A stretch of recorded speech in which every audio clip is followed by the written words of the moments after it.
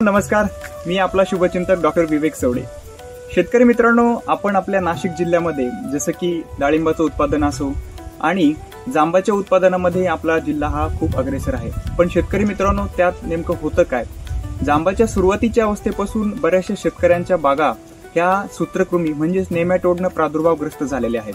त्या सूत्रकृमीचं नियंत्रण आणि नियोजन चांगल्या प्रकारे करण्यासाठी आपल्या शेतकरी मित्रांना काही बऱ्यापैकी असं नियोजन खबरदारी घेणं गरजेचं आहे। त्यामध्ये डाळिंबाच्या बागा असो, त्यामध्ये पेरूच्या बागा असो, त्यामध्ये संत्राही असो, काही विदर्भातले शेतकरी संत्रा या बागेमध्ये नेमॅटोडच्या प्रादुर्भावानं खूप त्रस्त आहे। म्हणून अशा सूत्रकृमीचे जर एकत्रित नियंत्रण करायचे असेल तर त्यासाठी सोनकुळ ॲग्रो इंडस्ट्रीजचे आपल्याला भूपरिपूर्ण म्हणजेच नीम फ्रूट पावडर, त्यानंतर सन बायोनेमा यामध्ये बॅसिलोमायसिस लिन्यासिनस नावाची बुरशी आहे।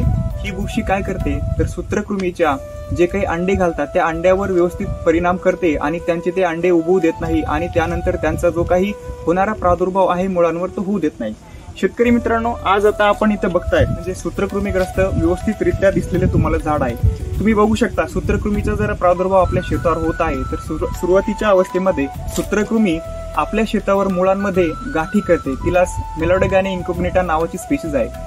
गाठी केल्याच्या नंतर होतं काय की ज्या काही बऱ्याचशा हानिकारक बुरशी आहे ह्या बुरशी त्या मुळांमार्फत एंट्री करतात आणि झाडाची जी मुळं आहेत ती खराब करण्यास सुरुवात करतात। म्हणून सर्वप्रथम म्हणजे आपल्याला सूत्रकृमीचं नियंत्रण करणं खूप गरजेचं असतं।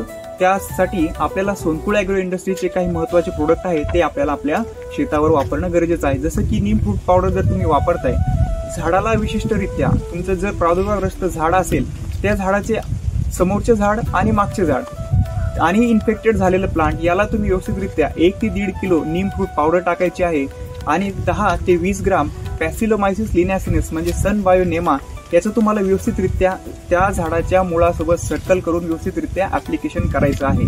आणि हे रिपीटेड ऍप्लिकेशन तुम्हाला साधारणतः 25 ते 30 दिवसानंतर पुन्हा करायचं आहे, जेणेकरून ही जी बुरशी आहे ही बुरशी त्या सूत्रकृमीच्या अंड्यावर त्याचा नायनाट करते आणि सूत्रकृमीला वाढू देत नाही। आणि एकदा का सूत्रकृमी वाढली नाही तिथं जी काही हानिकारक बुरशी तिचाही परिणाम होत नाही, तिची वाढ होत नाही आणि जेणेकरून तुमचं झाड सुरक्षित राहतं।